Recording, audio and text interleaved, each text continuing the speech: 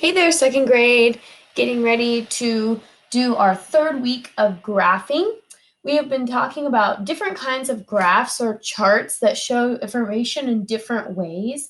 We looked at a bar graph that showed bars of different colors, even with numbers, so we could figure out how many people read different books. We've got our names here, and our bars show how many books each person read. Then last week we made a line plot and I drew some cards and looked at how many times I pulled a certain number. And we looked at letters in our names here. Each X is one. We talked about which name number had the most. 7 was the most. We had one person with 11. So we just kind of talked about what that graph looked like. And I put the picture of my line plot up on the website for you. And then today we're going to talk about a tally graph.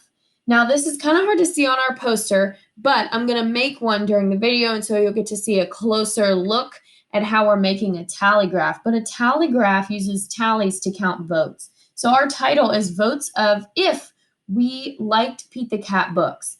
And you can see my little note here, each tally equals 2, which is something different than we've had in our past two graphs. So we have 7 tallies here under yes, but we have to multiply that by 2. 7 times 2 is 14. So 14 people voted yes, and 1, 2, 3 times 2, 6 people voted no. And all of you already know how to make tallies, so this should be pretty easy this week. So this video is not going to be very long. It's just going to be kind of a refresher and show you how we create the graph from start to finish. So let me pull up my chair, move my camera so everybody can see. And we are going to make a tally graph. Now, I asked my family members and some friends what kind of chips they liked, plain, barbecue, cheesy. And so that's what we're going to make a tally graph out of. So the first thing we do is we draw our table, which we're going to put our data into. Now, since we have 3 types of chips that people could vote for, we're going to need 3 rows.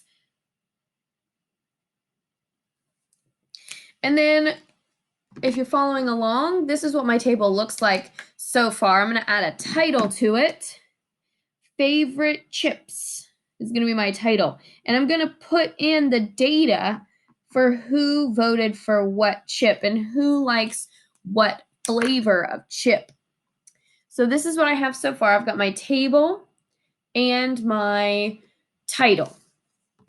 So now I'm going to use my orange, and I'm just going to put cheese flavored chips and red for barbecue.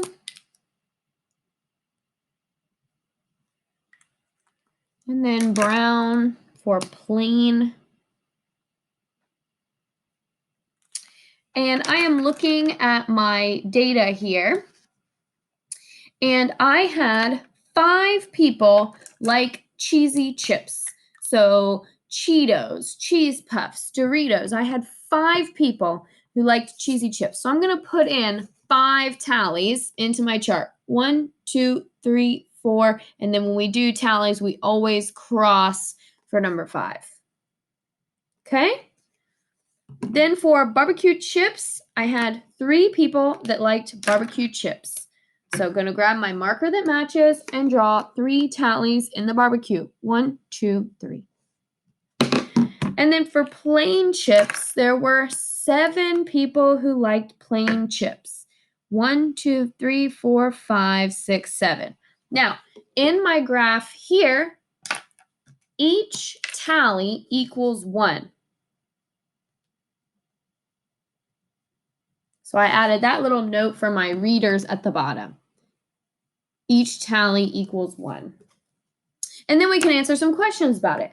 So you can answer questions like which flavor is liked the least. That would be the smallest number of tallies. Our answer in this case would be barbecue. You could answer how many more people liked plain chips than cheese chips. And the answer to that one would be 2, because you would have to do 7 minus 2 to figure out how many more people. Okay, so we can answer some questions. Tally graphs, really easy. I think you guys will do great on these this week. So Good luck, and if you have any questions, just watch the video again or send me a message, okay? You can do this. Here you go. Bye.